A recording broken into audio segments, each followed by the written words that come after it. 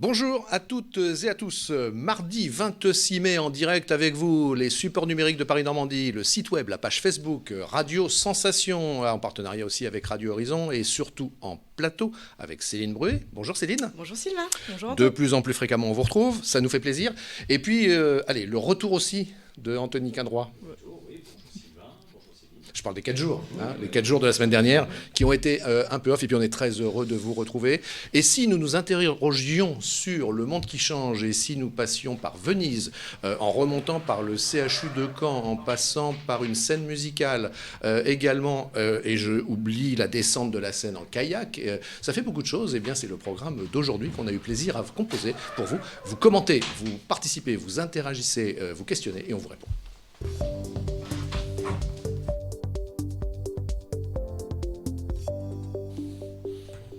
Traditionnel dans l'émission, vous le savez, qui nous suivez depuis un bon moment, puisque c'est le 46e numéro, on aime à consulter la une du jour de Paris-Normandie. Anthony, Céline, quel avenir pour l'hôpital? Quelques commentaires sur ce thème? Quel avenir pour l'hôpital, effectivement. Hier, le Premier ministre Édouard Philippe a lancé le Ségur de la santé. C'est un plan... Écoutez, Anthony, on a un petit souci micro, on a un petit souci son sur votre micro. Donc, Céline, est-ce que vous avez un commentaire à faire sur le titre ou bien sur le contenu de Paris-Normandie, puisque régulièrement, eh bien, on dissèque 2-3 thèmes qui sont diffusés dans la une du jour. Je pense que l'avenir de l'hôpital, forcément, ça va intéresser tout le monde parce qu'ils ont été quand même en première ligne pendant cette période. Donc il y a quand même un gros dossier santé de 4 pages. On a aussi une page sur les drive-in. On avait parlé un petit peu la semaine dernière et voilà. Donc ça commençait à apparaître. Voilà, donc Caen, c'est ce soir. Voilà, si vous avez la chance d'être du côté de Caen, c'est ce soir. Et Rouen, c'est toujours en projet. C'est normalement samedi. On attend l'autorisation préfectorale. Mais alors ça serait où, Céline? Voilà. C'est sur un terrain privé, donc on n'a pas pour encore. On n'a pas encore le lieu. Voilà, donc il y a aussi toute cette page sur les drive-in. Voilà, je pense que pour les gens qui ont envie de sortir, voilà. Et comme on est sur le thème voiture, il y a aussi 2 pages sur les annonces qui vont suivre pour le plan de relance sur la filière automobile. Sylvain. Eh ben génial, tout ça est à lire et à déguster dans l'édition d'aujourd'hui de Paris-Normandie, un Paris-Normandie quotidien sous forme dossier, comme j'aime à le dire régulièrement. Vous parliez, Céline, de Caen. Et ben justement, on est à Caen avec Arnaud Chéniaud. Bonjour, vous êtes avec nous? Bonjour. Bonjour. Alors, on a déjà parlé du MOHO, M-O-H-O. Est-ce que le micro d'Anthony est revenu? Est-ce que le micro fonctionne à nouveau? Bonjour Arnaud Chéniaud. Eh bien, c'est super, Anthony. Qu'est-ce que c'est bien de vous entendre. J'étais resté sans voix. Alors, Arnaud Chéniaud, on revient avec vous. Effectivement, vous êtes depuis Caen. Le MOHO, c'est sympa. C'est une organisation qui est ouverte à tous et vous proposez des conférences virtuelles. Ça se passe le mercredi soir, donc c'est demain soir. Grâce à vous, on avait déjà reçu ici un ancien commandant de sous-marin nucléaire. Et puis, dites-nous quel est votre invité demain, que nous recevrons d'ailleurs sur ce plateau à la fin de la semaine. Alors, c'est pas le soir, c'est le midi. Oui, mais vous savez, ici, on n'a pas de fenêtre. Sur le plateau, on n'a pas de fenêtre, donc on perd le repère du temps.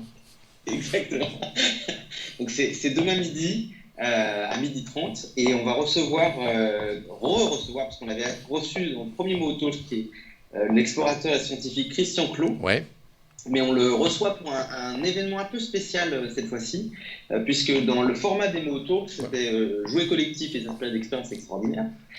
Et cette fois-ci, on va jouer véritablement collectif, Christian Clot avait engagé une étude en amont du confinement auprès de 10 000 personnes pour connaître en fait les prochains mouvements, comment est-ce que les gens allaient s'adapter, est-ce qu'ils allaient être résilients ou pas dans les semaines et les mois qui arrivaient. Et donc là, on va avoir en exclusivité la sortie de l'étude, qui va être extrêmement dense, et puis l'originalité de ce prochain Mo Talk demain, qui va avoir beaucoup de monde, parce qu'on a près de 850 inscrits actuellement, c'est qu'on a été chercher des partenaires différents. Il y a l'accélérateur 21, la Croix-Rouge qui nous suit, il y a So Good, il y a des magazines qui sont des magazines spécialisés sur la prospective, comme Moonbeck et Erika, qui vont nous suivre. Il y a également une organisation qui s'appelle les Napoléons, que vous connaissez peut-être, qui est une organisation de grande communauté en fait, qui est très liée à la prospective. Donc, tous ces gens se réunissent autour de nous. Arnaud Chéniaud, sans dévoiler trop l'étude, comme vous le disiez, elle est dense et puis il y aura plus d'informations demain, mais quels sont les grands traits qui ressortent de Covadapt? Alors, ce qu'on peut voir, je le dis avec avec l'autorisation de Christian et en mesurant mes propos, puisque c'est une étude scientifique, mais ce qui commence à apparaître, c'est que les gens ont véritablement pris compte de ce qui est en train de se passer. On est près de 50% de la population dont véritablement le confinement aurait impacté le quotidien et impacté même une façon de voir l'avenir. En revanche, il y a un effet d'engagement qui est un petit peu en contradiction avec ça. C'est que les gens sentent qu'il y a quelque chose qui est en train de se passer, mais ne sont pas encore engagés pour pouvoir mesurer, transformer leur comportement. Et donc, dans l'étude, il y aura des clés très concrètes de dire, voilà, il faut qu'on puisse aider les gens à s'engager davantage. Et c'est ce que présentait Christian demain. C'est-à-dire que, quand vous dites les gens n'ont pas encore envie de s'engager, la période n'a pas été, si vous me permettez l'expression, assez longue pour changer les habitudes ? Je crois qu'en fait, la période, de ce que ça c'est plutôt mon analyse, mais je crois que la période a été longue et a été difficile pour beaucoup de gens. Elle a permis de faire un changement de mindset, d'état d'esprit. En revanche, la partie où les gens disent « Ok, maintenant, je change radicalement, ou pas radicalement, mais je change véritablement mon comportement », n'appartient pas qu'à eux, mais appartient également aux entreprises, aux organisations. Il faut que toutes ces organisations-là leur donnent les moyens de prendre du temps, parce que c'est vraiment ça la clé. C'est moins une question d'argent, mais vraiment une question de temps. Leur donner une possibilité pour prendre du temps pour pouvoir changer les choses autour d'eux. Si on laisse les gens dans une logique purement business, comme une espèce de hamster dans sa roue, et qu'on ne leur donne pas en fait cette possibilité de prendre un temps en parallèle pour pouvoir être impliqués sur d'autres sujets, alors ça ne marchera pas. Et c'est a priori la clé d'engagement qui pourrait nous permettre demain d'éviter ce genre de situation et de rendre véritablement les entreprises plus agiles et les gens plus engagés par la suite. Donc c'est une question de temps, il faut arriver à donner du temps. Céline ? Et cette étude, au-delà effectivement de tout ce qu'on va apprendre, et puis aussi de l'intérêt vraiment, j'imagine, sociologique, elle va servir à quoi cette étude ? Est-ce qu'elle va orienter après des décisions Oui. Alors l'étude, il va y avoir plusieurs effets. D'abord, cette étude, elle va être retranscrite ensuite dans différents médias, peut-être chez vous d'ailleurs, ce serait intéressant. Et donc pour pouvoir donner véritablement et on va dire évangéliser les clés le maximum possible, pour créer une forme pas que les gens se rendent véritablement compte qu'ils ne sont pas tous seuls, mais qu'on peut les aider à travers différentes clés. Donc c'est la première étape. La deuxième étape, alors ça je mesure, je vais essayer d'être à la fois de répondre concrètement à votre question, mais je ne peux pas trop m'engager dessus, c'est qu'a priori, cette étude va être remise à des politiques de haut niveau pour pouvoir en fait permettre de changer ou de participer à des rapports plus importants. On sait que dans les prochains mois, il va y avoir des modifications ou des ajustements assez forts. En tout cas, les politiques sont fortement en attente de ces choses-là. Et donc l'idée, c'est que cette étude puisse participer à quelque chose de plus grand et intégrer des rapports et des recommandations plus larges au niveau des politiques nationaux. Est-ce qu'il va y avoir un suivi ? Puisque oui. là, l'étude se termine s'est terminée avec le confinement. Est-ce qu'il va y avoir un suivi post-confinement ? Oui, a priori, il y aura un suivi post-confinement. Je pense que Covadapt va réadapter, va recréer en fait différentes études pour compléter les premiers questionnaires et donc suivre en fait l'évolution des comportements des gens. Il faut comprendre un truc, c'est que des études en fait qui montrent un état d'esprit d'une société ou des individus à un temps donné, il y en a eu d'autres. La situation dans laquelle on est aujourd'hui et ce qu'on a vécu change un peu les paradigmes et donc on ne peut pas laisser ça sans action concrète derrière. Donc très concrètement, en fait, cette étude, elle permet de prendre le pouls à un moment de la société, de voir effectivement s'il y a des choses qui peuvent être changées ou peuvent évoluer, de définir les clés de ces engagements et de ces changements, et ensuite de suivre les évolutions de comportement pour qu'on puisse justement participer à l'évolution de la société. Arnaud Chéniaud, dernière question. Est-ce que vous reconnaissez à cette étude une valeur méthodologique en termes de choix de l'échantillon, c'est-à-dire la représentativité des personnes qui ont répondu, la façon dont elle est traitée aussi ? C'est important peut-être ? Oui, alors c'est une étude qui a été faite véritablement c'est une étude de Covadapt avec le CMS et avec l'Institut d'adaptation du cerveau. Donc c'est une étude sur laquelle il y a une méthodologie qui a été extrêmement pensée, extrêmement rigoureuse, avec un échantillon de personnes extrêmement large. Je vous le dis, en termes de quantité, on est... Ah oui, 10 000, c'était très important. Oui, 10 000, c'est très important. 10 000 personnes, c'est beaucoup. Et puis avec des catégories socio-professionnelles. Donc je ne me permettrai pas d'expliquer comment est-ce qu'ils ont fait toute cette partie-là. Je laisserai plutôt Christian l'expliquer, son méthodologie. Et Écoutez, Christian, on va l'accueillir de toute façon jeudi ou vendredi, justement. Il nous dévoilera d'ailleurs le contenu de l'étude. Tout à fait. Donc la conférence est visible demain par tout le monde Elle est visible. Ouais, elle est visible demain. Donc demain mercredi. Demain mercredi à 12h30. Elle sera animée, non par moi, mais j'ai cédé la place à Alexandre Kouchner, qui est, je pense, un des meilleurs modérateurs qui puisse exister sur la place. Elle a un lien avec... Elle sera visible sur tous les Facebook de Mo, ADN, Uzbek, Napoléon. Donc vous allez sur le Facebook de Mo, vous pourrez la suivre en direct. Et sinon, vous allez sur mo.co, sur une partie qui s'appelle Talks, et vous pouvez vous enregistrer pour avoir directement accès au Zoom. D'accord. C'est un Zoom très bien. Diffusé. Et Alexandre Kouchner a un lien avec Bernard Kouchner ? C'est son fils. C'est son fils, tout simplement. Merci beaucoup Arnaud Chéniaud. Donc demain midi sur la page Facebook du MOHO, M-O-H-O. Et puis jeudi ou vendredi, on accueillera ici avec grand plaisir votre conférencier qui nous dévoilera davantage le contenu de l'étude. Au revoir et bonne conférence. Merci beaucoup, à bientôt. Merci. Au revoir. Céline, Anthony, et si on partait pour Venise ? Ah oui. Bonne idée. Ça vous fait rêver ? Ça fait toujours rêver Venise ? J'adore Venise. Ouais, vous connaissez ? Oui, tout à fait. On n'y est pas allé ensemble. Non, on aurait pu. Mais non, ça s'est pas présenté, entre collègues, Anthony. mais non, on n'a pas eu l'occasion. Alors Venise, bien sûr, il y a le Venise touristique, le Palais des Doges, la place Saint-Marc, le pont Rialto. Bien sûr, tout ça, ça fait partie du charme. Il y a aussi des petits coins qui sont absolument inconnus des touristes. Ça vous plaît de parler et de ça, Venise. ça me plaît. Alors écoutez, je me suis permis de vous mettre une minute d'image un peu perso pour vous donner une idée. Un jour, si vous allez dans la lagune de Venise, allez à Pellestrina. C'est pas très loin de la place Saint-Marc, 40 minutes, avec un peu de Vaporetto, un peu de bus. C'est une petite île du front de la lagune. Regardez, allez, 55 secondes pour vous montrer ce qu'est Pellestrina. Pourquoi on aime Pellestrina ? Parce qu'on est tout près de la place Saint-Marc finalement. Entre la place Saint-Marc et le Lido par Vaporetto, il faut un quart d'heure. Après on prend les gros bus jaunes qui amènent à Pellestrina à peu près en 40 minutes, en ayant pris un bac à Porto di Malamocco entre la pointe sud du Lido et Pellestrina. Et puis ici c'est une bande de quoi ? 200 mètres. Là c'est la lagune, 200 mètres là derrière, c'est de très très belles plages. Et il n'y a personne, et c'est authentique. Ici, on a la lagune dans son jus, avec toutes les activités de pêcheurs, de vongolais, en français les clovis. Et quand on arrive donc sur l'île de Pellestrina, on arrive dans un petit bourg qui s'appelle Santa Maria del Mar, c'est-à-dire Sainte Marie de la Mer, comme en France. Alors, vous voyez, on est très très loin des touristes, de la masse de touristes. D'ailleurs, ça pose question à Venise. Et puis, finalement, si près de la place Saint-Marc. C'était un vrai voyage en Italie, ça. Voyage en Italie. Ouais. Petit clin d'œil, Sylvain. Alors, justement, c'est le moment d'être en direct avec Venise, avec Marie. Bonjour, Marie Foltz. Vous êtes avec nous et on vous en remercie.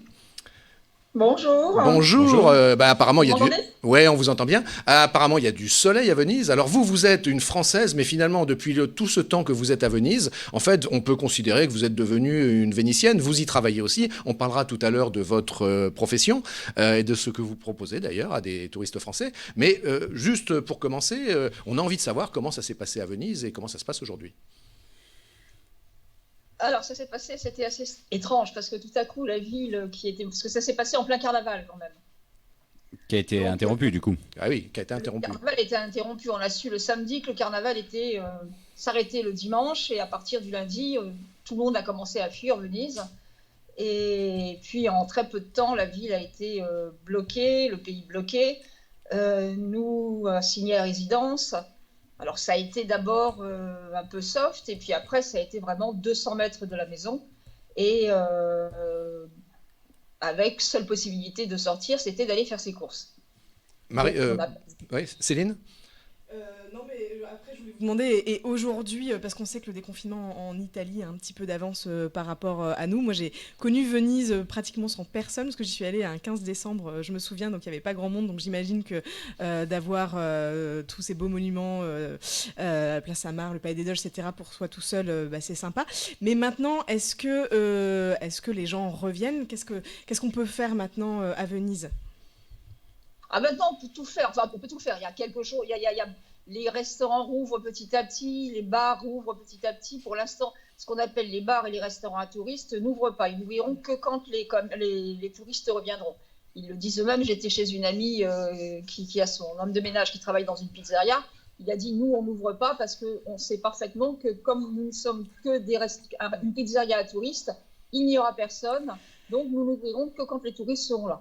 Et justement, il risque pas d'y avoir de la casse au niveau emploi. Les petits commerces, enfin ce type de commerce ne risque pas de passer l'arme à Là, gauche. il va y avoir, il va y avoir beaucoup. Là, je vois moi, entre chez moi et comment on appelle ça, le Rialto, puisque je suis à 500 mètres du marché du Rialto. Les 3/4 des boutiques sont fermées parce que c'était des boutiques à 10 euros, des boutiques à 1 euro, des boutiques pour touristes. Je ne sais pas combien vont rouvrir. J'espère que pratiquement aucune n'ouvriront. Mais la librairie est ouverte. Les commerces chez qui nous allons régulièrement sont toujours ouverts. Et l'essentiel est ouvert, quoi. Marie-Folz, Après, on est en direct, vous le savez, on est en direct avec toutes celles et ceux qui nous suivent. Vous voyez, vous faites envie, puisque Annie dit, moi j'ai envie d'aller à Venise. Bah oui, on la comprend. Et puis Françoise, juste une question rapide avant que Céline poursuive le questionnement avec vous. Françoise nous demande comment ça se passe très concrètement les déchets à Venise actuellement. les déchets, c'est très très bien organisé. C'est-à-dire que, en plus, on ne met plus les déchets à Ah l'extérieur. pardon, on non, les excusez-moi met à Marie. l'intérieur. Marie, je vous interromps, je suis désolé. J'ai mal compris. On ne me parlait pas des déchets, on me parlait des décès. Je suis désolé. Excusez-moi Des Françoise. déchets, il n'y en a pas beaucoup à Venise. Il n'y en a pas beaucoup à Venise. Nous, on n'a pas eu, si vous voulez, dans le Veneto en totalité, il y a eu 1800 et quelques décès sur 5 millions de personnes. D'accord, ce qui veut dire qu'on rouvre Venise finalement sans grande crainte? Bon, moi, je me suis jamais sentie tout à fait. Bon, on a le masque obligatoire dans les calés, on a le masque obligatoire dans tous les lieux, publics. Hier, je suis allée à la plage avec mon masque sur le nez. Je l'ai enlevé une fois que j'étais arrivée à la plage. Maintenant, quand je retourne au bar, je mets mon masque. Le temps de commander, après j'enlève mon masque.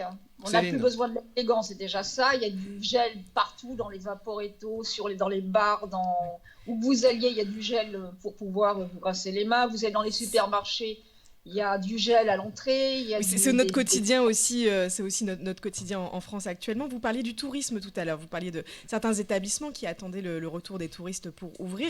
Nous, on nous a conseillé de partir en France pour l'instant, de partir en vacances en France. Donc vous, votre activité est dans le tourisme. Comment vous faites de la location? Comment vous voyez l'avenir? Comment ça va se passer pour vous ces prochains mois, notamment cet été qui, j'imagine, est toujours une très grosse période? C'est pas l'été la plus grosse période. Venise, ça serait plutôt une saison basse, nous, sur Venise. Parce que comme il fait chaud, et que visiter Venise, quand il fait 40 degrés à l'ombre, et que pour lever un bras, vous avez l'impression de soulever une montagne, c'est pas le moment. Le moment où il y a beaucoup de touristes à Venise, de touristes venant loger à Venise, ce serait plutôt mai-juin. Là, c'est idyllique. Là, c'est terminé. Là, c'est éliminé. Là, c'est maintenant. On espère récupérer un peu septembre-octobre, puisque septembre, il n'y aura pas du cinéma. Anthony. Non, mais on pouvait laisser Marie-Folz développer sa réponse. Ah oui, par rapport à votre activité de location, comment ça va se passer? Est-ce que là, j'imagine que vous avez annulé toutes les réservations qui avaient lieu pour mai-juin? Ça a été annulé. Dès le 3 mars, j'avais pratiquement toutes les annulations qui étaient déjà en cours. Là, il y a eu j'ai eu une réservation pour la fin du mois d'août, parce qu'il était question de faire la Biennale d'architecture. Puis la Biennale d'architecture a été annulée. Donc pour tout ce qui est juin, juillet, août, où on aurait pu récupérer un peu de ceux qui viennent pour monter les pavillons de la Biennale, des choses comme ça, là c'est fini. Donc pour l'instant, les grandes dîners, on n'en parle pas trop. On ne sait pas si ça va revenir, si ça ne reviendra pas. On espère que ça ne reviendra pas. Et donc, parce que quelquefois, les gens qui viennent pour les croisières restent 2 jours, 3 jours avant ou après. Justement, Marie-Folz, les croisières, on en a beaucoup parlé à Venise, l'impact écologique que ça pouvait avoir. On a vu pendant le confinement des images des canaux vénitiens splendides, avec des animaux qui venaient frayer au large de la lagune. Qu'en est-il aujourd'hui, maintenant que la vie a repris un peu son cours, que l'activité humaine a repris? L'activité humaine a repris, mais c'est quand même pas non plus 100%. C'est-à-dire qu'il n'y a pas autant de vaporetto qu'avant. Là, on a un vaporetto toutes les 20 minutes. Les bateaux à moteur, les gens ne sillonnent pas la lagune comme ils la sillonnaient avant. Il y a quand même, on y va parce qu'on a besoin. Là, on n'y va pas trop pour le plaisir.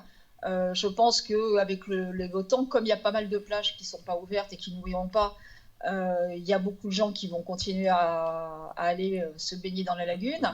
Et puis peut-être qu'ils vont aussi profiter des plages cet été, justement parce qu'il y a, je sais plus, il y a 2 km de plage qui étaient normalement privées, qui sont maintenant complètement libres. Ce qui fait que ça va peut-être rapporter du monde. Et puis ça va dépendre aussi si on va récupérer un cycle de Vaporetto ou pas, parce que la société qui gère les Vaporetto est en bilan, limite dépôt de bilan. Pour l'instant, c'est... Et vous m'offrez une transition. Quelles ont été les aides économiques qui ont été allouées à des entreprises comme la vôtre, par exemple, qui est dans la location de biens? Eh bien, nous avons eu ce qu'on appelle les 600 € et tantum. Moi, j'ai eu 600 € pour le mois de mars, j'aurai 600 € pour le mois d'avril. Et peut-être, mais là, dans ces cas-là, c'est très, très compliqué, il faut faire un état c'est la garde des finances qui s'en occupe, peut-être 1 000 € pour le mois de mai. Mais ça, c'est pas certain. Pour l'instant, j'ai eu 600 €. Quelques dernières questions rapides, Marie-Folle, si vous pouvez répondre assez rapidement. Des questions de nos internautes. Qu'en est-il des travaux dans la lagune, vous savez, pour protéger de l'Aqua Alta, là, ces travaux fantastiques qui se passent à la porte du Lido de Venise, au Porto di Malamocco, etc. C'en est où? Alors, le fameux Mose, il s'est avéré qu'ils ont quand même fait des essais après la grande Aqua Alta. Fonctionnerait à 98%, mais enfin, bon, fonctionnerait, c'est pas trop. Il manque encore des portes. Ouais, c'est pas terminé, c'est pas terminé encore. Hein. C'est pas terminé. D'accord. Les musées sont-ils ouverts? Ça sera fait dans 2 ans. Donc, Les musées sont-ils ouverts? Tous les musées sont-ils ouverts? Oui. Oui, ok. Et puis, vous voyez, Claudine nous dit j'espère que les touristes seront respectueux. On sait que ce n'est pas toujours le cas à Venise, compte tenu de la masse, de la très très grande fréquentation. Et pas seulement à Venise. Les Pénètes sont venus visiter, ils sont assez contents d'avoir la ville pour eux tout seuls, parce que là, c'est vrai que c'est le moment d'en profiter. C'est l'été où il faut venir, parce que c'est l'été où il y aura le moins de monde. C'est-à-dire où on va pouvoir circuler dans Venise sans se récolter les queues de gens derrière un parapluie ou une poire. Là, c'est extraordinaire. Et ce que j'adore, moi, quand on est dans Venise et qu'on se promène dans Venise maintenant, c'est que les enfants ont récupéré la ville. C'est-à-dire qu'avant, les enfants n'avaient pas le droit, là, depuis quelques années, les enfants n'avaient plus le droit à la trottinette, les patinettes, les tricycles, les ballons. Ils avaient des amendes s'ils jouaient au ballon dans la ville. Et maintenant, sur tous les campos, on voit des enfants qui jouent. Et ça, c'est extraordinaire. Bah écoutez, très bien. Marie Foltz, vous validez le choix des quelques images que nous avons passées juste avant de vous prendre, Pelestrina? Oui? Ah, Palestrina, c'est sympa. C'est sympa. Ça un peu. J'ai du mal avec Palestrina, parce que quand on arrive, on se demande si c'est une ville qui vit ou pas, parce que comme tous les volets sont fermés, parce qu'ils sont plein sud toute la journée, on arrive, on voit tous ces barres de maisons avec tous les volets fermés. Mais c'est un endroit assez... et c'est très authentique. On vous remercie beaucoup, Marie Foltz. On rappelle que si celles et ceux qui nous suivent veulent prendre connaissance de votre activité, sur le web, ils tapent Destination Italie et vous proposez de très nombreux appartements de toute taille, des plus petits jusqu'aux plus grands. Il y a vraiment un choix très important. Je me permets de vous dire de saluer Alain Hamon, qui travaille avec vous. Au revoir. Salut Alain. Alors. Au revoir. Merci Marie Foltz. Au revoir, merci. Voilà, ça nous donne un peu d'air frais qui vient de la lagune. Oui, tout à fait. Et puis c'est vrai que c'est une ville, ça tout de suite l'imaginaire repart là-bas. C'est fou la force de l'imaginaire de Venise. Oui, tout à fait. Ouais. On pourrait dire quelquefois partir à Venise en amoureux, ça peut paraître peut-être un peu désuet. Cliché, mais en fait. Cliché, mais on aime. C'est pas cliché, c'est classique. C'est classique, voilà. Très bien. Et c'est le mot de conclusion du sujet de Céline Bruet. Venise, c'est classique. On s'est intéressé au job étudiant. Ça va pas fort, l'économie, on pourrait même dire plus d'ailleurs. Qu'en est-il de ces étudiants qui ont besoin d'argent pour financer leurs études qui vont pas pouvoir trouver de job saisonnier? Oui, c'est ça, gros problème. Martin Torrent est allé poser la question à 2 d'entre eux. Regardez, on se retrouve juste après et nous irons rencontrer un jeune qui va descendre la Seine de Paris au Havre, en kayak. On va être avec le chanteur Vincent Blanchard de Jaude. C'est lui qui a fait la musique, notamment du film d'Alex Lutz Guy, d'autres choses encore, en passant par le CHU de Caen. Voilà, le programme est loin d'être fini pour l'instant, c'est le sujet de Martin Torrent sur les jobs d'été. Aujourd'hui, nous allons parler de la difficulté de trouver un travail en tant qu'étudiant durant la période du Covid. Déjà, en 2019, il y avait 47% des étudiants qui faisaient un job d'été ou un job étudiant les week-ends ou les soirs après les cours. Ce chiffre est nettement en baisse parce qu'à l'été 2018, ils étaient 56. Durant cette période Covid, nous sommes allés voir 2 étudiantes. Elles vont nous dire comment elles ont fait et aussi autour d'elles si les gens trouvaient facilement ou pas. C'est un reportage de Martin Torrent et Valentine Lecomte. J'ai réussi à faire à peu près 6 travails étudiants. Restauration, ménage chez des personnes, mise en rayon, caisse. C'était compliqué de trouver tes premiers jobs étudiants? Mes premiers non, parce que c'était des gens que je connaissais. Par contre, les suivants, vu que j'avais déménagé, j'étais dans une nouvelle ville, c'était un peu plus compliqué. J'ai fait du porte-à-porte avec mon CV. Alors moi, j'avais déjà commencé à chercher avant que la crise sanitaire débute. Donc j'avais déjà déposé mes CV, principalement dans des commerces, parce que justement, je voulais faire un autre domaine, les boutiques et les choses comme ça. Ils m'ont évidemment pas rappelé, parce que la crise juste derrière a commencé. Donc ils ont fermé, et là ils sont en réouverture, mais ils sont en crise. Mais j'ai eu de la chance que mon CV tombe aux mains d'une grande surface, donc quelque chose que j'ai déjà fait, donc vu que j'ai l'expérience, je pense que je vais être embauchée chez eux. Dans mes amis, actuellement, je suis la seule à avoir trouvé un emploi étudiant à côté, pour les emplois saisonniers d'été. Mes amis ils sont encore en période de recherche et pour l'instant ils ne trouvent pas. J'ai aussi des amis qui ont besoin d'une alternance pour la rentrée de septembre et ça s'annonce plutôt très mal. Le problème, c'est que cette année, la majeure partie des emplois étudiants qui est donnée pour les emplois saisonniers sont fermés, parce que ce sont les bars, les restaurants, les cinémas. Les petits commerces ne vont pas non plus embaucher, car c'est un peu la période de crise, vu qu'ils n'ont pas pu vendre pendant 3 mois. Donc ça va être très compliqué, parce que la globalité du 3/4 des travails étudiants, il n'y en a plus. J'ai travaillé l'été dernier, pendant un mois, dans une EHPAD. C'était difficile parce que j'ai été mise directement dans le bain. En fait, j'ai pas eu vraiment de formation. Ça m'a permis de me former au contact avec les autres humains, à apprendre à avoir j'ai eu une nouvelle expérience professionnelle du coup. Ça m'a permis aussi de gagner un peu de sous pour mes études plus tard, pour pouvoir payer un loyer, etc.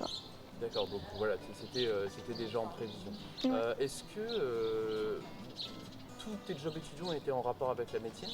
Jusque-là, oui, parce que j'ai commencé à en faire une fois que j'ai eu ma première année de médecine. Donc, en fait, c'est des milieux qui recrutent beaucoup, donc je pense que c'est plus simple, surtout quand on est un peu plus avancé dans les études, de faire plus de garde ou de postuler l'été en tant qu'ASH au CHU ou autre. Je pense que c'est plus simple de trouver dans ce domaine. Et c'est vrai que j'ai d'autres amis ou connaissances qui galèrent beaucoup plus dans d'autres milieux d'études parce que ça embauche beaucoup moins facilement. Par rapport à la période Covid? Les entreprises ont beaucoup moins de fonds, c'est beaucoup plus compliqué, donc je pense qu'elles vont moins recruter. Ça va être plus compliqué de trouver des jobs étudiants pour certains, notamment dans des milieux qui sont non médicaux, je pense. Dans Lignes ouvertes en direct avec vous tous les jours du lundi au vendredi, eh bien nous mélangeons, si je puis dire, nous mixons les sujets, des sujets de l'actualité, des sujets en rapport avec la suite de l'actu Covid-19, puis des sujets aussi magazines. Mais là, pour le coup, c'est un sujet qui nous ramène au traitement médical et nous passons notamment par le CHU de Caen. Nous sommes avec Adèle, Élodie Adèle, pardon. Élodie, c'est Élodie votre prénom. Oui. Voilà. Bonjour Élodie. Alors Élodie, vous êtes agent hospitalier au CHU de Caen et Anthony brûle de vous poser la première question. Oui, la première question elle est toute simple. Vous étiez dans quel service pendant la crise sanitaire? Ah oui, excusez-moi Anthony. Élodie, j'ai oublié de vous dire, mettez votre écran s'il vous plaît à l'horizontale. Ça va être... voilà, absolument. Impeccable, merci. Oui, alors question d'Anthony. Vous étiez en unité Covid? Non, moi je fais partie d'un service en fait qui s'appelle le pool, c'est-à-dire que je vais un peu dans chaque service. Un peu dans chaque service, donc vous étiez par exemple parfois en réa, vous étiez... si vous pouvez nous détailler un petit peu votre activité. Alors moi j'ai pas été en réa, mais oui, on a eu des suspicions de Covid dans certains services, oui. Et comment ça s'est passé en termes de sécurité pour le personnel soignant? On a beaucoup parlé de l'absence de masques, de la pénurie, des problèmes de protection. Vous étiez comment au CHU de Caen?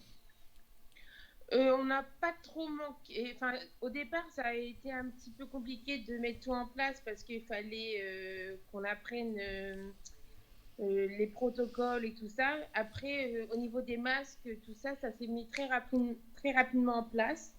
On n'en a pas manqué. La période, on a toujours eu un masque avec nous et le nécessaire pour être équipé. Et comment vous, personnellement, vous avez vécu cette période? Je ne sais pas depuis combien de temps vous exercez ce métier, mais comment vous, personnellement, vous avez vécu cette période au CHU de Caen? C'est très fatigant parce que les protocoles de désinfection sont très lourds quand même. Et les journées sont assez longues et on sent quand même la tension par rapport à cette maladie quand même. Il y a une grande question qui intéresse les soignants en ce moment, c'est la question de la prime qui doit être versée. Est-ce que vous êtes concerné? Est-ce que vous savez quand elle va être versée? Pas du tout. Voilà, simple, rapide, efficace. Question d'un de nos internautes, Elodie. Est-ce que vous vous sentez protégé de travailler au CHU? Oui. Ah bah là c'est pareil, réponse Voilà, claire et nette. Réponse claire et nette. Est-ce que vous avez un avis sur le Ségur de la santé? Qu'est-ce qui manquerait à l'hôpital aujourd'hui et les attentes que vous pouvez avoir pour les combler, ces attentes? Je pense que oui, honnêtement, il manque énormément au niveau infirmier, soignant. Je pense que on ferait de meilleurs travail. On aurait peut-être plus de temps à faire les choses si on était beaucoup plus nombreux.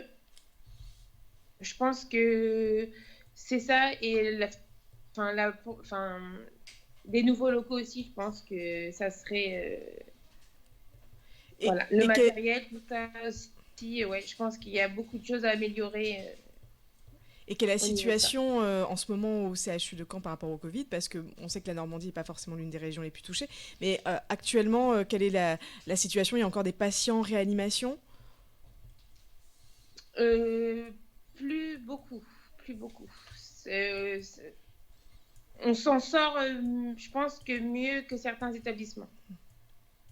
Dites-moi, Elodie, deux questions de nos internautes qui sont en train de vous écouter, de vous regarder. On nous demande si la crise que nous avons vécue, que vous avez vécue vraiment de manière frontale, est-ce que ça renforce votre envie, votre souhait de continuer à travailler dans le métier qui est le vôtre? Oui. Et je pense aussi, peut-être pas cette année, mais l'année prochaine, pourquoi pas passer pour devenir aide-soignante. Oui. D'accord. Et deuxième question également qui vous est posée. Que retenez-vous de cette expérience particulièrement impactante que vous avez vécue? La solidarité. Parce que du coup, on comptait les uns sur les autres, on faisait bloc contre cette maladie. Franchement, oui, la solidarité, heureusement qu'on l'a eu parce que je pense qu'on n'aurait pas tenu. Votre rythme de travail a changé pendant la période? C'était plus intense parce que fallait qu'on désinfecte beaucoup plus de choses qu'habituellement. On repassait beaucoup sur les portes, les clanches. Est-ce que vous avez travaillé? Est-ce que vous avez dû travailler plus longtemps, plus d'heures? Non, pas spécialement. Moi non. Bon. Moi non. On nous pose la question également, Elodie. Voyez, vous suscitez beaucoup de questions chez celles et ceux qui nous regardent. Qu'en est-il de vos congés? Vous avez dû les reporter. Comment vous les prenez, vos congés?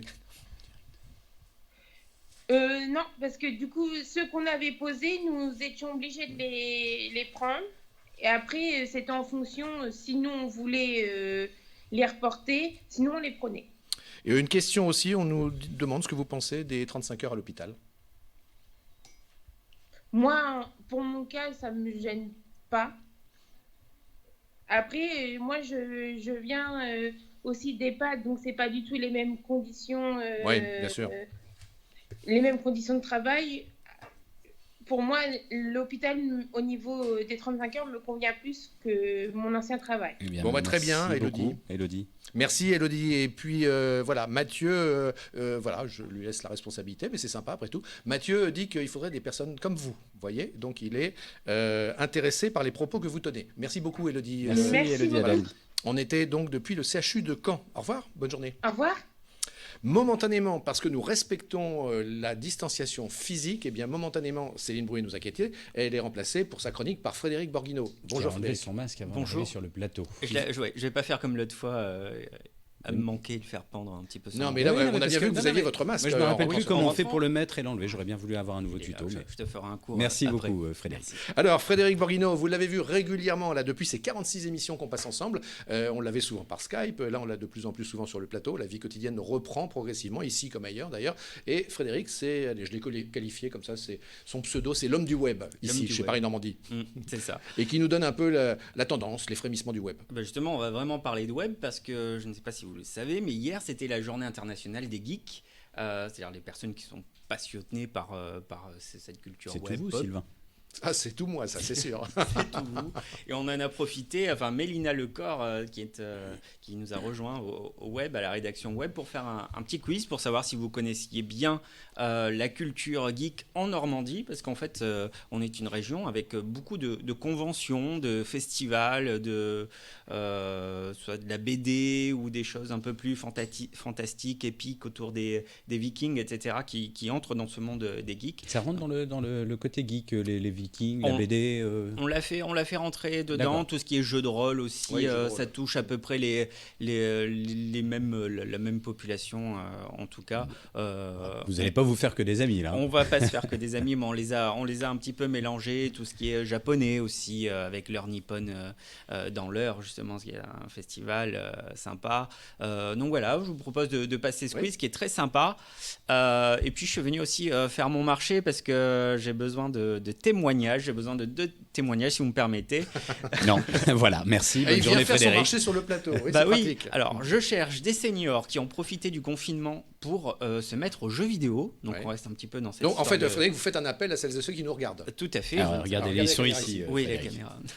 caméra. Donc, je cherche des seniors qui sont mis aux jeux vidéo durant cette période de confinement, qui en ont profité pour s'y mettre et qui ont trouvé ça sympa, ou pas d'ailleurs. Donc, contactez-nous. Je crois que les contacts se mettent dans la petite Qu'est-ce que barre vous appelez en des dessous de seniors à commentaires. partir de quel âge? À partir de 60 ans. Donc 59 ans, ça marche pas. 59 ans, Mince, ça marche j'avais pas. quelqu'un pour vous, À partir de 60 ans. Non, faut attendre que la personne vieillisse. Hein, voilà. Bah voilà, on va attendre Vous faites beaucoup plus jeune que votre âge, finalement. Vous avez vu un peu. C'est ça. C'est les voyages. Et second profil que je cherche sont des personnes qui recherchent désespérément une piscine en prévision de cet été. Pourquoi désespérément ? Eh bien, parce que c'est difficile d'en trouver. Ah bon Apparemment, beaucoup de monde sont rués sur les piscines, vous savez, peut-être pas gonflables, mais les qu'on piscines peut hors sol. installer hors sol, du moins, voilà, en prévision de cet été, parce que peut-être qu'on ne pourra pas partir très loin. Alors donc, on est voilà. senior, on s'est mis aux jeux vidéo et on cherche désespérément une piscine. On contacte Frédéric Borghino. Pas forcément en même temps. Mais sinon de ces deux choix. Frédéric Borghino, votre numéro de portable en direct. Vendredi soir, Frédéric Borghino fait une soirée chez lui spéciale recherche désespérément Voilà, il a piscine. trouvé une Et piscine. senior geek. Voilà, en maillot de bain. Ok, voilà. On a terminé ? C'est tout pour moi. Alors, on peut peut-être profiter juste de la présence de Frédéric Borghino qui avait mis en avant la recherche d'Audrey Clier pour trouver la personne D'ailleurs, qui avait ça laissé remonte, un message. ça. Ça remonte. Ça remonte. Mais c'est juste une petite transition pour dire qu'aujourd'hui, justement, c'est l'anniversaire d'Audrey Clier. Et donc, peut-être lui rappelez-nous souhaiter... qui est Audrey Clier. Audrey Clier, qui est notre journaliste locale vers... j'ai un gros doute là. À Pont-de-Mer ? Non, pas à Non. Pont-de-Mer. Non, à Vernon. À Vernon. Audrey, oui, c'est ça. Dans l'heure. Voilà, dans l'heure, tout à fait. Et donc, on lui souhaite un bon C'est à anniversaire. Louviers. Écoutez, À je vous Louviers. laisse vous enferrer. Oh là là C'est là, à Louviers, c'est à Audrey Louviers. Clier. Donc voilà, Voilà. on lui souhaite un bon anniversaire. Bah oui, coucou Audrey Clier à Louviers. On lui invitera Helmut Fritz. Bon, merci beaucoup Frédéric. Voilà, et puis vous allez continuer, retrouver vos ordinateurs, et puis Céline Brouet va venir nous retrouver pendant les images qu'on va vous diffuser. J'ai pas Maintenant, vu. on va échanger avec Vincent Blanchard. Vincent Blanchard est le chanteur cofondateur d'un groupe rouennais qui s'appelle Jaude, qui est de plus en plus connu. Jaude a un très beau répertoire personnel, mais Vincent Blanchard aussi collabore avec Alex Lutz depuis longtemps pour lui faire ses musiques. C'était le cas dans Catherine et Liliane sur Canal+, dans le célèbre film Guy tout à d'Alex fait. Lutz. Et on jamais. va avoir plaisir à accueillir Vincent Blanchard. On avait fait un reportage sur lui en début d'année, lorsqu'il se produisait justement en première partie d'Alex Lutz aux Folies Bergères à Paris. On a choisi une petite minute. Là, c'est le moment où il règle son instrument. Il est seul à faire la balance avec la chanteuse qui l'accompagnait. Regardez une minute d'image à peu près, et puis on se retrouve juste après avec Vincent Blanchard. L'équipe technique du spectacle vient d'annoncer à Vincent qu'Alex Lutz avait libéré la scène. Son concert doit débuter dans moins d'1 heure. Il a donc très peu de temps pour procéder à sa balance, c'est-à-dire effectuer tous les réglages de son pour sa guitare et pour les voix. C'est en quelque sorte une répétition ultime, une façon aussi de se réapproprier la salle, d'entrer en confiance avec elle. Cette méthode permet aussi aux ingénieurs du son de s'adapter à l'artiste.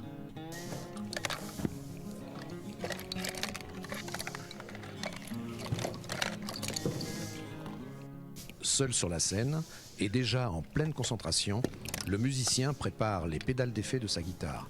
Dans le même temps, un technicien son installe les retours de scène. Ce sont ces haut-parleurs qui enverront à Vincent et à Camille leur voix afin qu'ils s'entendent parfaitement pendant qu'ils chanteront.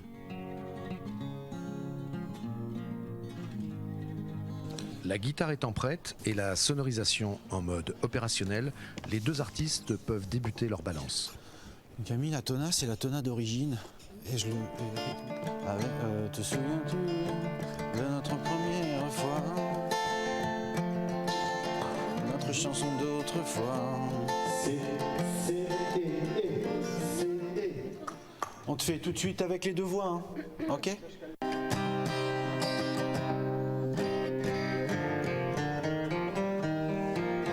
On y va direct comme ça?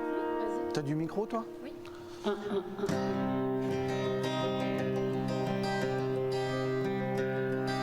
Te souviens-tu de notre première fois? Je me souviens, on va ces choses-là. Chanterons encore pour que notre amour soit plus fort, que le monde entier le sache alors. C'est notre chanson, mon cœur, qui nous remplit de bonheur. Et tu chantes, je chante, ta de di-di-di-da, et mon amour reste à toi. C'est notre chanson, mon cœur, on double les refrains, qui nous remplit de bonheur. Et tu chantes, je chante, ta de di-di-di-da, et mon amour reste à toi. C'est notre chanson, mon cœur, qui nous remplit de bonheur. Et tu chantes, da du di du di da, et mon amour reste à toi, mon amour du di du da. C'est la vraie fin, ça, du coup. Mon amour du di du da.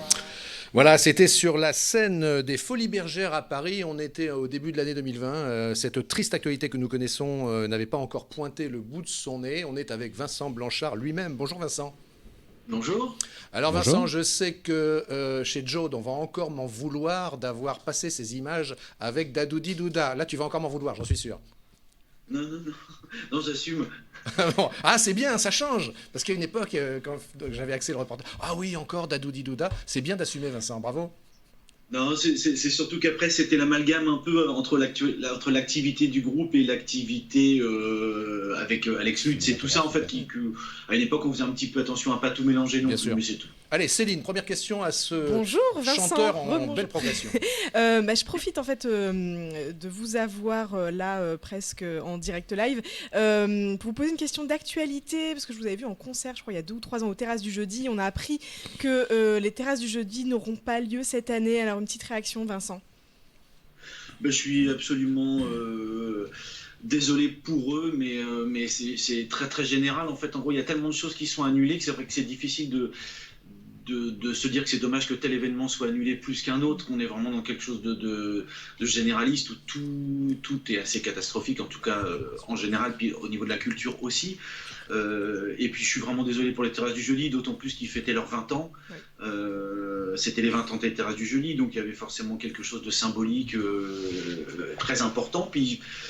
Et puis du coup, ça me renvoie aussi au concert de Jode qu'on devait faire au Trianon Transatlantique le 7, puisqu'on clôturait les 10 ans du groupe et tout ça. Donc c'est dommage que ça arrive cette année-là. On aurait raté une date comme celle-ci l'année dernière ou l'année prochaine. C'était autre chose. Là, ça tombe pile sur des dates anniversaires.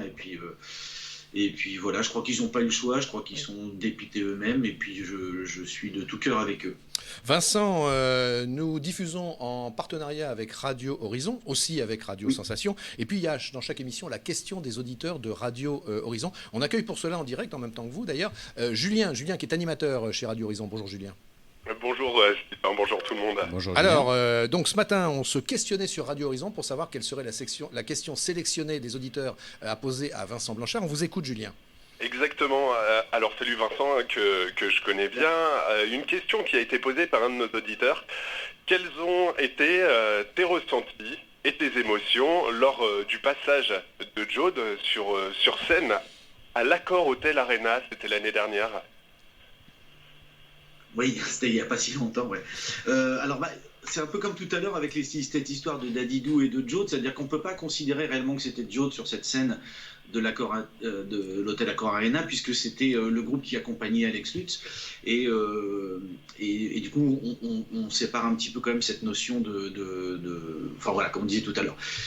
Après qu'on ait joué du Joe ou qu'on ait joué du Guy sur cette scène, de toute façon, le fait de poser les pieds sur cette scène, c'était quelque chose de assez extraordinaire. L'accueil du public était génial. L'accueil de M, de Mathieu Chédid, de lui-même était extrêmement cool, rassurant. Il était présent pendant la balance, il était encourageant, il nous a donné plein de petits conseils. Puis au moment de monter sur scène, c'est un peu, voilà, on n'a plus le choix, faut y aller, quoi, faut pas se poser de questions. Et je crois que c'est un moment que j'oublierai absolument jamais, ça c'est certain. Tiens, avant que Anthony reprenne sa prochaine question, on a Françoise qui nous demande, Vincent, qu'est-ce que signifie ce orange là sur le t-shirt? Je devrais pas faire ça, c'est de la publicité. C'est une marque d'ampli guitare en fait. En gros, c'est une marque anglaise des années 60. Il faut en citer 2 autres alors, allez-y. Un musicien qui porte un t-shirt de marque d'ampli, allez, ampli Marshall. Ouais, moi je joue sur Fender. Voilà, ça en fait 3. Est-ce que la période a été prolifique pour Joe, le confinement? Est-ce que ça vous a donné des idées peut-être de nouveaux morceaux? Et est-ce que vous avez pu les travailler ensemble, peut-être à distance? Alors, absolument pas pour moi. J'ai très très mal vécu le premier mois de confinement. Quand je dis mal vécu, j'étais en sécurité et tout allait bien, mais je l'ai moralement très mal vécu. J'ai eu beaucoup de mal à me mettre en route, j'ai eu beaucoup de mal à le vivre correctement, en fait, en gros, le vivre bien. Donc pas de créativité du tout, un peu comme un lion en cage, quoi. J'avais l'impression d'être prisonnier de quelque chose dont je n'étais absolument pas maître. Le deuxième mois, ça a été un petit peu mieux, parce qu'une fois qu'on a compris le système, une fois qu'on a compris un peu comment ça fonctionnait, comment on devait se sortir un petit peu de ça, j'ai commencé à réagir. Et puis voilà, donc avec Joe, non, on n'a pas vraiment travaillé. Moi, j'écris des chansons pour le spectacle d'Alex Lutz, qui était diffusé à la télévision, donc j'ai réécrit des chansons pour son spectacle.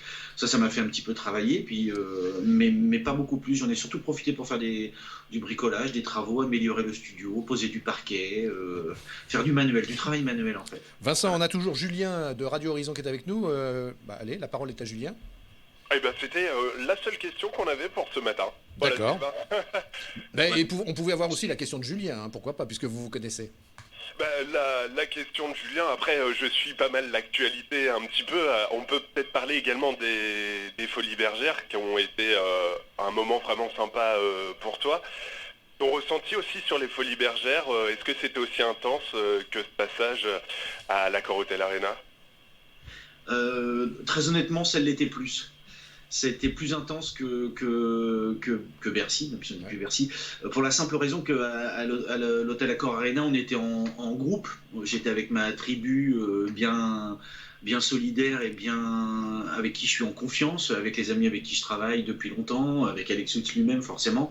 Donc on est quand même en équipe et donc du coup il y a une solidarité, on s'entraide moralement en fait, en gros à aller un peu monter sur cette scène de l'hôtel Accor Arena, alors que les Folies Bergères, j'étais tout seul, devant un public qui ne me connaissait pas du tout, qui n'était pas toujours au courant qu'il y avait une première partie, parce que c'est pas annoncé. Et puis, donc là, on va vraiment au charbon tout seul, on arrive sur cette scène toute seule, de cette vieille salle qui a 150 ans. Et là, on mesure un petit peu on mesure vraiment à ce moment-là qu'on est tout seul et qu'on doit aller au charbon tout seul, quoi, tout simplement. En tout cas, ça s'est bien passé, Vincent, parce que pour y être allé avec vous, j'ai vu à quel point le public appréciait beaucoup votre prestation. Hein. C'était clair. Oui, j'ai adoré. C'était très grisant, d'ailleurs, de vivre ça. Mais y aller, c'est difficile. Merci, on laisse repartir à ses consoles, à ses platines, à ses micros, Julien de Radio Horizon, et à ses auditeurs. Vous avez raison, Anthony. À demain, Julien. À demain, Sylvain. Voilà une nouvelle question des auditeurs de Radio Horizon. La question est la dernière, c'est à Céline Brouet. On a parlé du confinement, on a parlé de vos souvenirs des Folies Bergères, donc on va parler de la suite, de l'avenir. Alors déjà, c'est 2 questions en une. La première, c'est qu'est-ce que le groupe a fait quand il s'est revu en vrai? Qu'est-ce que vous avez fait ensemble? Et puis, comment vous envisagez la suite? Parce que les concerts sont annulés, les festivals sont annulés, donc ça va être quoi le travail du groupe dans ces prochains mois?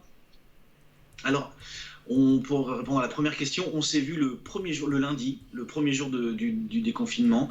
On s'est retrouvés pour jouer, juste jouer de la musique en fait. On s'est retrouvés au studio ici et on s'est pas posé de questions. On a branché le matériel et on a joué. Voilà, sans but précis, juste le plaisir de jouer, le plaisir de se retrouver. On avait ramené un petit coup à boire, un peu à manger et on a passé la soirée.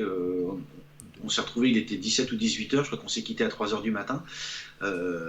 Parce qu'on a passé un moment ensemble, voilà, qu'on n'avait pas pu vivre depuis un petit moment. Et on s'est posé justement, on a discuté aussi de la suite, de comment on l'envisageait, qu'est-ce qu'on pourrait faire, est-ce que c'est le moment d'écrire un nouvel album, est-ce que c'est le moment de voilà, donc on essaye des choses, un petit peu... On se pose un petit peu de questions. C'est pas évident. La créativité, c'est très particulier. Je sais pas à quel moment, en fait, il y a ce regain ou cette envie d'écrire ou de créer quelque chose de nouveau. Je pense qu'on va l'avoir assez vite puisqu'on s'est remis à répéter régulièrement. Mais j'ai pas de réponse précise sur la réelle suite. Et pour finir, Vincent, question courte, réponse courte d'Anthony. Alors, il y avait quand même la partie sur les concerts, etc. Mais bon, la seule question, en fait, vous disiez tout à l'heure que le confinement, vous l'aviez mal vécu au début. Le moral est meilleur aujourd'hui ? Le moral est meilleur aujourd'hui, ouais. Bon, bah nickel. Absolument. Merci beaucoup, voilà. Vincent. On est toujours très heureux chez PNTV d'avoir ces petits contacts réguliers, que ce soit par les reportages ou que ce soit comme ça, par des liaisons en direct. Et bravo à Jaude et bonne route sur les répertoires qui est le vôtre. Et d'ailleurs, on invite tout le monde à écouter le répertoire de Jaude. C'est très, très sympa. Comment on peut le qualifier, le répertoire de Jaude, d'ailleurs, pour finir ? C'est quoi ? C'est du rythme, c'est de la chanson, du rock. Quoi, rock, rhythm and blues La chanson, du rock, de la pop, c'est très bien. Voilà, c'est ça. En Merci, tout cas, Vincent. c'est à écouter, voilà. À bientôt, Vincent Blanchard, chanteur, cofondateur du groupe Jaude. Merci beaucoup. Nous allons quitter le beau studio d'ailleurs, un très beau studio de Vincent, pour partir en extérieur, si je puis dire, puisque il y a ce projet de Jérémy Prieto.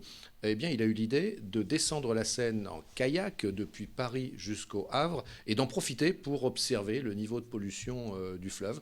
Ça nous a paru original et on s'est dit que ça pourrait être sympa de l'accueillir dans l'émission. Eh ben, effectivement, c'est plutôt original. Il va nous en dire un peu plus sur le projet en lui-même. Bonjour Jérémy Prieto. Ah, il est déjà sur la scène peut-être. Vous m'entendez ? Les voilà qui arrivent. Bonjour. Mais vous êtes tout seul. Vous êtes deux. Qui est à côté de vous ? Et la distanciation physique ? Avec nous à l'aventure. D'accord. On ne se représente que à deux. Alors donc parlez-nous de ce projet qui doit partir d'ailleurs vendredi. D'ailleurs j'ai dit de Paris au Havre, mais c'est pas tout à fait de Paris. Hein. Non, c'est bien ça. En fait, à la base, on devait partir de Paris, mais du coup, avec les zones de déconfinement, on a vite fait vu que ça allait pas être possible, et du coup, nous partons de Vernon. De Vernon jusqu'au Havre. Et donc vous partez à quelle heure vendredi de Vernon ? Du coup, nous on part pour midi de Vernon. Et de Vernon au Havre, ça fait moins de 100 km ? Alors à vol d'oiseau, on est sur les 100 km. Et après, tout ce qui est trajet sur la Seine, on est sur les 210 à 230 km. Et quel est le but finalement de ce raid ? Il y a un objectif quelconque ? Je dirais qu'à la base, le but, c'était vraiment nous de pouvoir profiter à fond de cette expérience-là. Après, on a essayé de trouver une deuxième utilité un peu à ce voyage-là. Ça a été un peu sur tout ce qui est déchets. Du coup, on voudrait un peu voir l'environnement, comment c'est, si la Seine est polluée, etc. Mais à la base, c'était vraiment un projet pour nous faire plaisir, quoi. Et alors, vous êtes des grands amateurs de kayak ? Vous faites du kayak depuis très longtemps ? Non, mais ça peut être des fois une première, on se lance, ou est-ce que vous vous préparez à cette expérience depuis longtemps ? Pour moi, c'est vraiment, je me lance. Après, mon collègue, lui, il a déjà fait du kayak. Un petit peu un amateur, vraiment. Mais on en a déjà fait quelques fois. Puis là, du coup, depuis qu'on a préparé ce projet, on s'est entraîné quelques fois. Et du coup, on pense qu'on est prêt pour partir. Mais il ne faut pas des autorisations spéciales pour faire ce parcours, surtout vu la période que l'on traverse ? Du coup, au niveau des autorisations, il y a une autorisation qu'il nous faut effectivement pour passer à Rouen. Du coup, cette étape-là, à mon avis, on va la faire plus à pied. Enfin, on va contourner à pied. Après, pour tout ce qui est autorisation, ils sont sortis aujourd'hui au niveau des navigations sur Seine. Ensuite, nous, on part du principe, c'est qu'on s'est confinés tous les quatre ensemble. Du coup, nous, on ne va pas porter spécialement de masque, nous, sur le bateau, mais on a quand même pris le nécessaire pour quand on va aller à la rencontre de la population, etc. On a quand même pris le gel alcoolique, les gants et le masque. Bon. Et ça devrait durer combien de temps, la descente ? Nous, on espère 7 jours. Entre 5 et 7 jours. Et vous allez dormir où ? Alors, on comptait bivouaquer. Du coup, pour ça, on avait lancé un appel sur votre Facebook. On a reçu des gens qui nous accueillent dans leur jardin.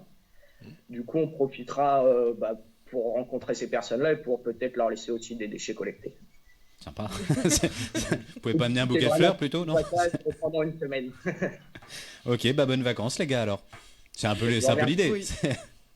Eh bien, bravo, on vous soutient. Et chers amis, eh bien, votre projet, il plaît en particulier à Léo qui nous suit, puisque Léo qualifie votre projet de super initiative. Voilà, C'est super gentil, Léo. Et du coup, on voulait remercier aussi tout le monde qui nous suivait, tout le monde qui nous soutiennent depuis le début, et surtout notre entraîneur GG, parce qu'il faut savoir qu'on a été consigné à côté de chez lui. Anciennement, lui faisait de l'aviron, et du coup, c'est lui qui a pu vraiment nous donner tous les petits conseils et qui nous a prouvé aussi que c'était faisable. Oui, juste une question encore. Claudine, qui vous écoute, nous demande, est-ce que vous avez une raison pour laquelle Rouen ne vous autorise pas? Vous n'avez pas eu l'autorisation? En quelques mots seulement, parce qu'on doit rendre l'antenne à Radio Sensation. C'est surtout qu'on n'a pas eu le temps de demander. C'est surtout parce que... Il n'y a pas eu le temps de faire la demande. Il n'y a pas eu le temps.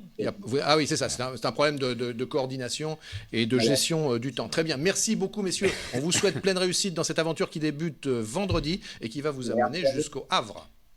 Merci. Au revoir. Et on dit au revoir aussi aux auditeurs de Radio Sensation que l'on retrouvera demain.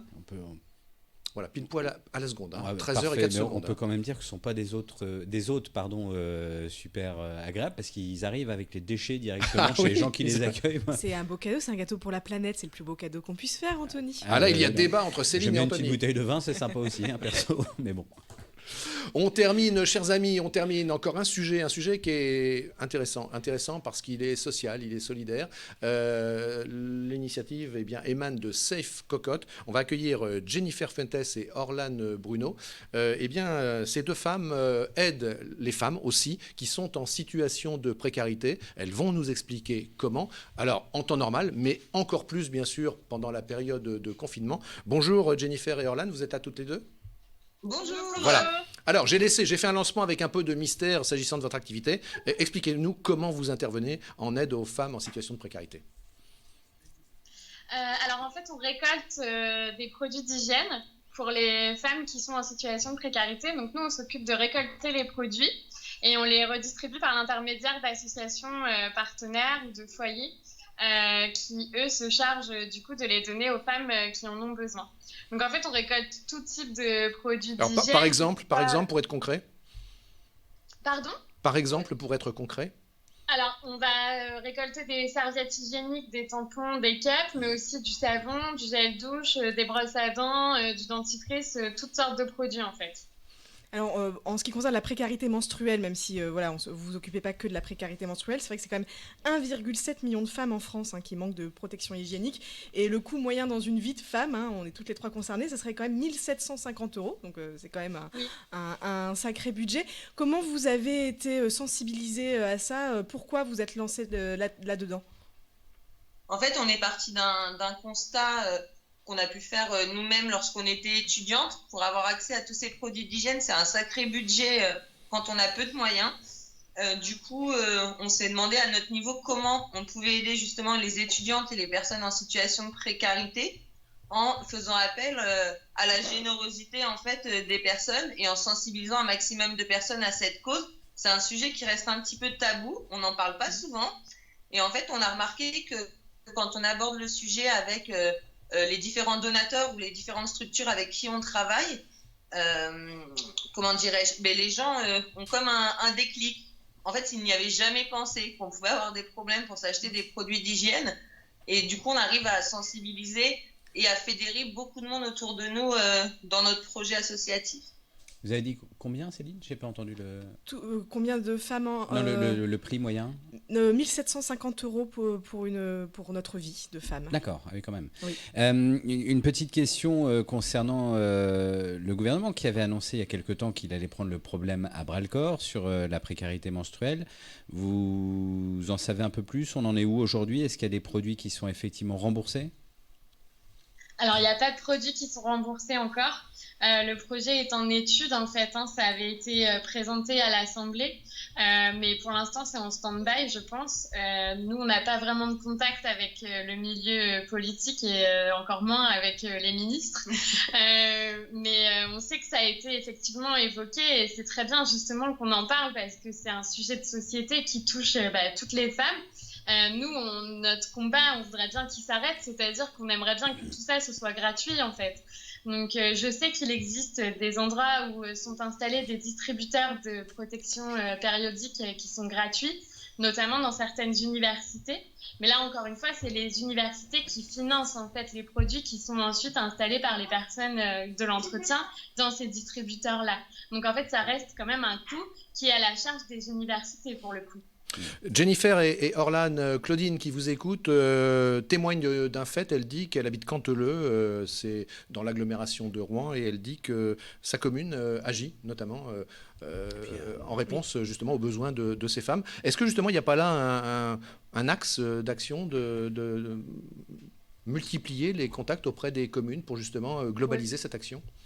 Oui, en fait, nous, on intervient au Havre, mais aussi sur tout le territoire normand et au niveau national. On a des demandes d'un peu partout.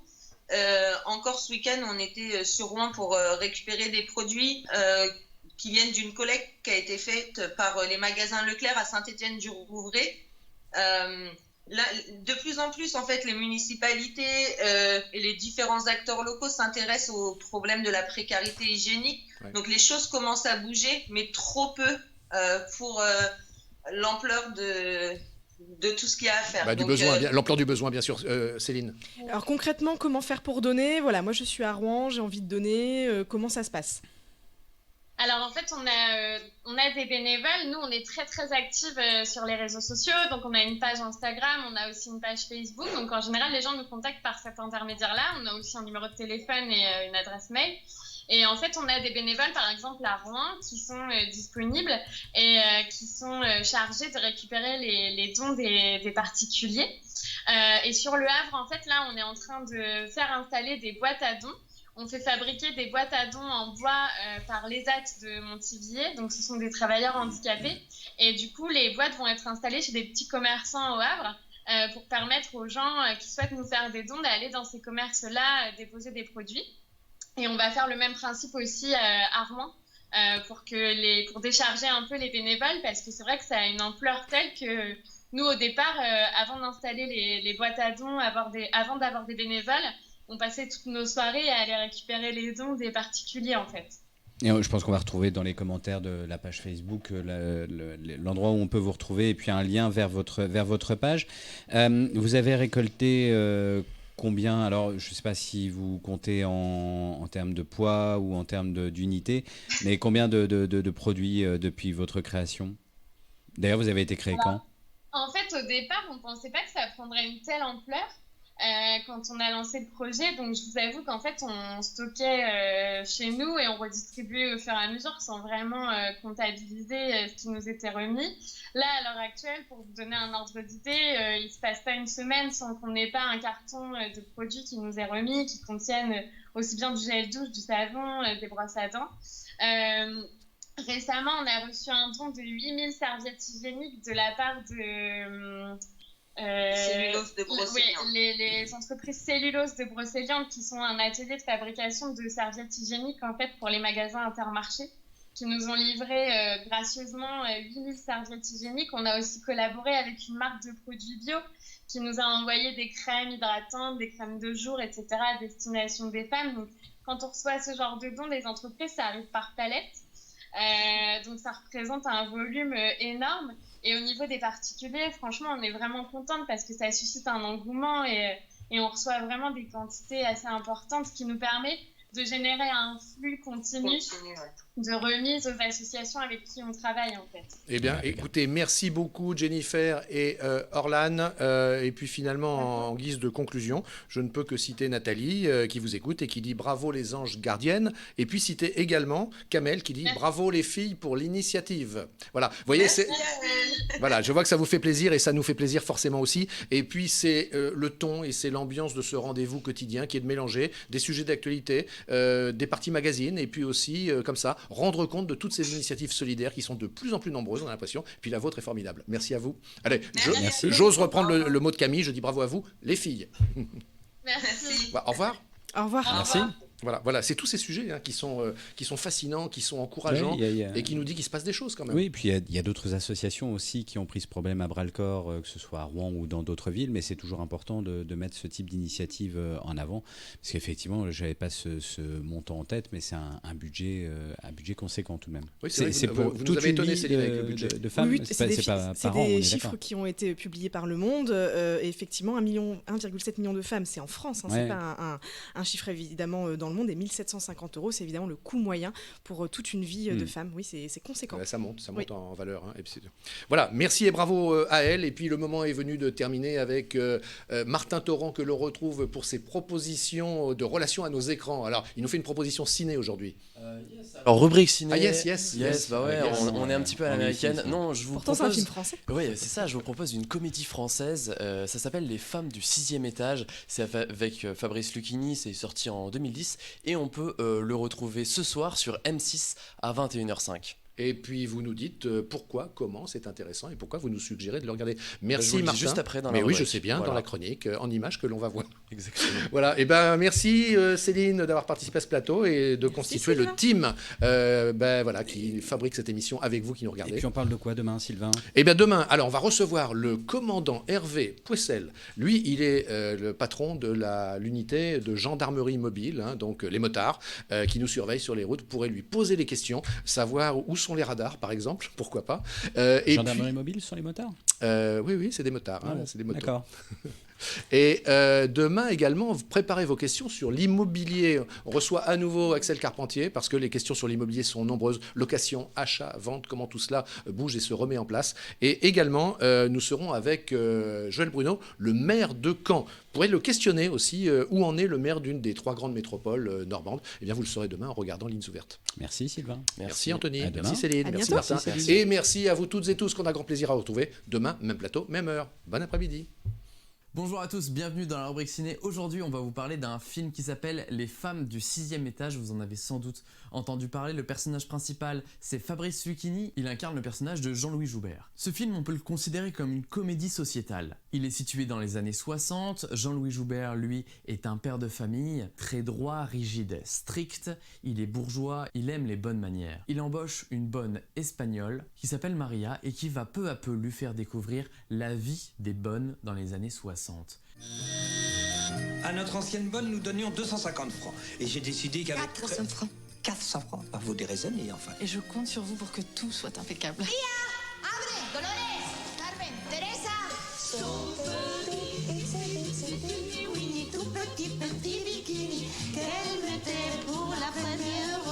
Vous êtes parfaite, une vraie fille du logis.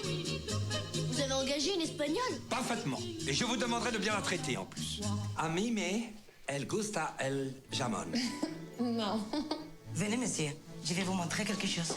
Je vous préviens, c'est une bouchée là-dedans. Ah oui. Ouf. Dites avec moi, juego. El juego? El jardín. El jardín. Elles vivent dans des chambres minuscules. Mais où est le lavabo? Le lavabo? Toutes les bonnes espagnoles sont au 6e étage de l'immeuble et Jean-Louis Joubert va découvrir leur mode de vie précaire et plutôt folklorique. Beaucoup de contrastes entre cette famille bourgeoise et ces bonnes espagnoles qui travaillent et qui vivent dans la misère. Beaucoup de comédie, une certaine beauté et aussi surtout Jean-Louis Joubert va pouvoir redécouvrir grâce à Maria et ses amis la vraie saveur des choses simples de la vie, la vraie liberté.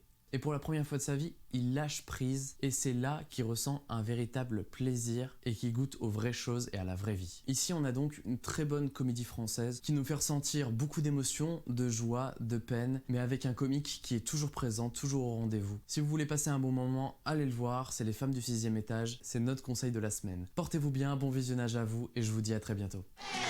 Je me suis trompée. Vous n'êtes pas un patron comme les autres. Mais je te dis que j'ai été dîner chez les Espagnols du 6e étage. Mais arrête de dire n'importe quoi! Mais tu crois pas que je vois qu'il y a quelque chose qui se passe? Bonjour, mesdames. Comment ça au 6e étage? Avec les bonnes espagnoles. Les patrons doivent rester chez les patrons. C'est la première fois que j'ai une chambre à moi. Si vous saviez ce que je me sens libre.